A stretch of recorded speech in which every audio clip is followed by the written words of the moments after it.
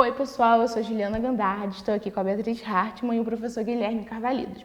Nós vamos fazer um bate-papo sobre os dilemas da educação no mundo globalizado. As transformações tecnológicas tornaram possível o surgimento da era da informação. E com isso, o papel da educação complexa vem em forma de resgate ao ensino humanizado. Muito se discute aonde e como chegamos com os avanços tecnológicos, os danos que isso poderia e pode causar às profissões. Mas pouco se discute o impacto positivo que isso causou. Então, vamos fazer umas perguntinhas aqui para você agora. Claro, vamos lá, à disposição, vai ser um prazer. Você acredita que a tecnologia pode tirar, de certa forma, o palco dos professores em sala de aula? Tomar o lugar de até então astro e dar essa liberdade aos alunos para que os mesmos trilhem seus próprios caminhos por conta própria? Olha, um pouco do palco vai tirar sim, mas isso não necessariamente é negativo, né? As transformações são normais e acabam acontecendo. Eu, como um professor tradicional, que já estou na sala de aula há mais de 25 anos, a gente sente essa diferença.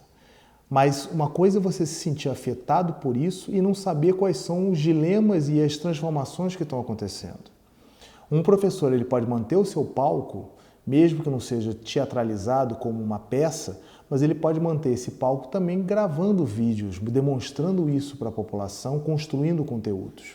Agora, provavelmente, essa mudança do palco ela vai fazer algumas transformações. Mas mesmo com essas transformações, isso não impede dos alunos e das pessoas desejarem assistir uma pessoa palestrando. Eu acho que o professor ele vai mas ele vai gradativamente mudando daquele cenário do palco em que ele está diante de 30, 40, 50, 60 alunos e vai ir para lugares onde a palestra, a escolha de determinados assuntos ao vivo para as pessoas interagirem com aquele discurso vai ser cada vez maior. É como o palestrante em grandes feiras. As pessoas vão pagar, vão se interessar para estar junto com pessoas que são interessantes no contato direto. O restante vai ser gravado e vai estar registrado em outros lugares. Isso tem algumas vantagens e algumas desvantagens. A principal desvantagem, que não é muito grande, é a redução do contato humano entre as pessoas. Mas, por outro lado, ela amplia a possibilidade, a um preço muito barato, de fornecer às pessoas que não poderiam estar naquele ambiente ali físico, a distribuir a informação através da internet. Então, eu vejo que, apesar de eu ser professor e perder um pouco desse palco, o resultado coletivo, o resultado social do ensino à distância ou do conteúdo que é depositado em elementos tecnológicos, em que não precise necessariamente as pessoas estarem em sala de aula para aprender, isso é muito positivo, porque vai democratizar e ampliar o horizonte. Mas, por outro lado, vai diminuir um pouco do contato físico, que é muito interessante, que eu acho que é o que ainda sustenta as pessoas virem para a sala de aula, que é encontrar e se relacionar com os seus colegas e também ter uma relação com o professor. E eu acho que gradativamente a gente vai ir para esse espaço de palestra. Os alunos, as pessoas vão se interessar em ver os cidadãos, os professores, através de determinados tópicos interessantes. O restante vai estar distribuído nas suas chamadas plataformas digitais. E como que foi, para um professor que aprendeu tudo no tradicional se adaptar à onda da tecnologia? Tem sido difícil, porque tudo que é novo incomoda. Isso é normal. É a mesma coisa, um taxista tendo que se adaptar aos novos modelos de carros particulares, apresentando os chamados aplicativos de automóveis particulares, competindo com os táxis. É muito difícil, você tem que se adaptar. Mas isso não diminui, não foge ao magistério. A produção do conteúdo e as palestras que a gente dá continuarão sendo dadas. Então, como qualquer coisa nova, assusta, principalmente daqueles que mantiveram um contato com a tradição. Mas a partir do momento que você vai se adaptando a essa transformação, você vai se adaptando e vendo que tem pontos positivos. Mas no início, quando você está impactado por isso, é bastante assustador, porque é aquela sensação de perda. Eu vou perder o meu lugar, como vocês disseram, perder o palco. E automaticamente isso vai trazer o quê? Alguma instabilidade, alguma insegurança. Mas, como eu disse, no geral, a gente tem que aprender a lidar com isso, porque isso é irrefutável, isso não vai diminuir. A gente não pode paralisar. E mesmo que tenha algumas diferenças, alguns problemas, no geral é mais positivo do que negativo. E de forma positiva, como o uso da tecnologia, enfim, ela tomando espaço agora nas salas de aula, como isso otimizou as suas aulas? Isso otimizou muito grande, porque na verdade agora você precisa apresentar para o aluno coisas que não estão distribuídas no conteúdo na internet. Ou seja, se você disser assim para o aluno, se você procurar tal lugar e tal lugar, você vai aprender sozinho. Mas há duas questões, nem sempre o aluno quer aprender sozinho, ele precisa o quê? De um direcionamento. Então o professor é um direcionador, é um sujeito que guia o processo. Agora, para a maioria, e como a gente está vivendo, o professor hoje ele vai dar o quê? Dicas e movimentos para que o aluno tenha esse conteúdo distribuído nas plataformas, na internet, vamos dizer assim, e possa aproveitar da melhor maneira esse processo. Que eu acho que é o mais adequado, porque isso é o autoaprendizado, é o tempo do aluno, é a forma como ele quer aprender. O professor vai lá e ajuda o aluno a colocar. Na prática sempre foi assim. A única diferença é que a gente recorria aos chamados livros físicos. Agora a gente recorre aqui aos livros e aos processos digitais. Né? Vocês, quando estavam nas escolas ou até mesmo na universidade de uma maneira mais tradicional, o professor diz, tem o conteúdo que está no livro. Vamos ler o livro? Você vai ler se você quiser, se você tiver interesse ou não. Agora, de uma maneira geral, continua a mesma coisa. Nós vamos dar indicativos dessa enorme quantidade de conteúdos. E olha, se eu fosse você, eu leria isso, porque lendo isso você vai ter tal e tal conhecimento e vai ter tal e tal vantagem para você. Não, você pode seguir por um outro processo e colocar, só que aí você vai se desorganizar dentro de uma lógica. A educação é um processo organizado de conteúdos, com uma vista lá na frente. Então, o papel da escola não vai morrer. O que vai morrer são as tecnologias onde estão armazenados os conteúdos. Antes eles estavam nos livros, agora eles estão nos livros e em outros lugares.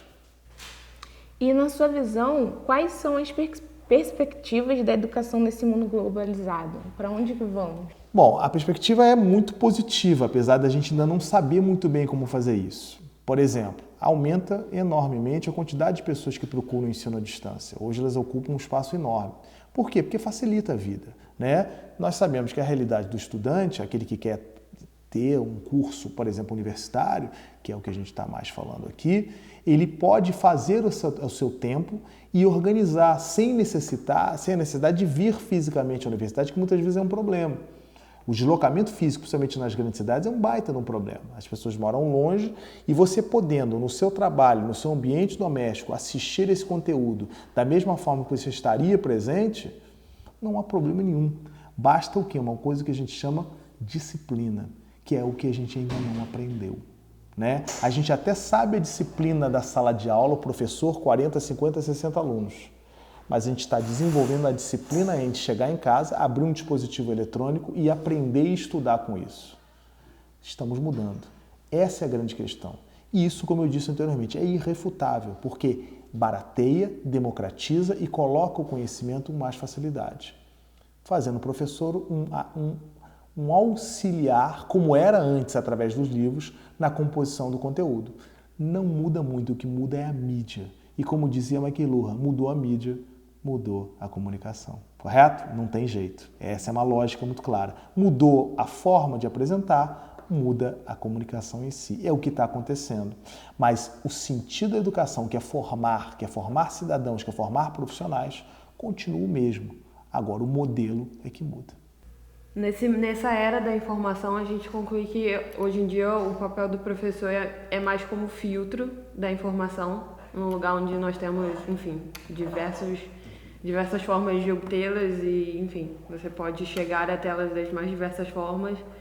E aí o professor serve e ajuda, auxilia isso. Enfim, muito se fala também sobre letramento digital e que a gente chegou assim como a gente chega em outras transformações, a gente chegou na era da internet sem o menor preparo e a gente está aí, enfim, nós... Que fala ainda até da educação tecnológica, né? Sim. Se temos ou não, como fazer, né? Eu acho que a troca também de experiência, como nós passamos para os professores e os professores acrescentam na nossa jornada. Gostei muito da expressão que você usou, filtro. Acho que é uma boa definição. Acho que representa bem o que está acontecendo. Sempre fomos filtros. Sempre dizemos, leia isso ou aquilo através do quê? De materiais, apostilas ou livros. Agora esses materiais estão em vídeos, em podcasts, estão em conteúdos interativos, o que na prática democratiza e amplia o contato com o conteúdo. ajudado pelo professor que, pela sua experiência e pela sua formação pedagógica, acaba dizendo, ó, eu, se eu fosse vocês, faria isso porque o resultado pode ser esse. Mas sempre houve o autodidata, né? Mesmo antes da tecnologia, sempre teve o autodidata que aprendia tudo sozinho. E vai continuar a ter, vai aumentar o número de pessoas. E isso é muito positivo, porque quanto mais conhecimento a gente tiver, tecnicamente e moralmente, é melhor que a gente tenha para o quê? Para a gente ampliar. Se essa é a intenção do ensino à distância, se essa é a intenção da tecnologia, não há problema nenhum. O problema é nós usarmos isso para formar as pessoas através de um processo negativo. Aí não dá. Agora, se é aquele propósito inicial de formar profissionais que vão ter lacunas, dificuldades, gaps na sua formação, automaticamente isso leva ao quê? É uma coisa muito positiva. E volto a dizer, a mídia mudou, mas não mudou a intenção, tá? Mudou que é formar pessoas com algum propósito, cidadãos, técnicos, etc. Depende do objetivo de cada comunicação.